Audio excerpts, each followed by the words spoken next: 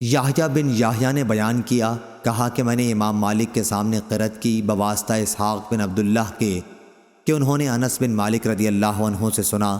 وہ بیان کرتے تھے کہ ابو طلحہ رضی اللہ عنہ مدینے میں انصار کے سب سے مالدار لوگوں میں سے تھے۔ بیرحا ایک باغ ان کا سب سے زیادہ محبوب مال تھا جو مسجد نبوی کے بالکل سامنے تھا۔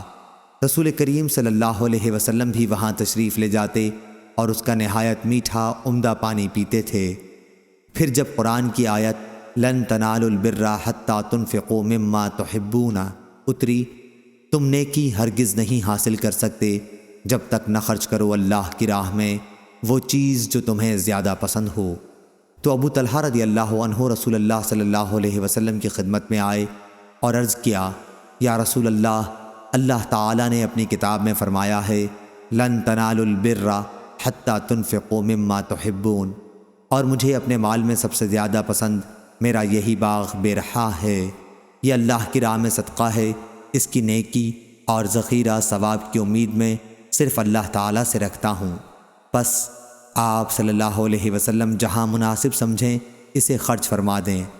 آپ صلی اللہ علیہ وسلم نے فرمایا، واہ واہ، یہ تو بڑا ہی نفع والا مال ہے، بہت ہی مفید ہے، اس کے بارے میں تم نے جو کچھ کہا وہ میں نے سن لیا، اب میں تو یہی مناسب سمجھتا ہوں کہ اسے تو اپنے رشتہ داروں ہی میں تقسیم کر دے۔ ابو طلحہ رضی اللہ عنہ نے کہا کہ یا رسول اللہ، میں ایسا ہی کروں گا۔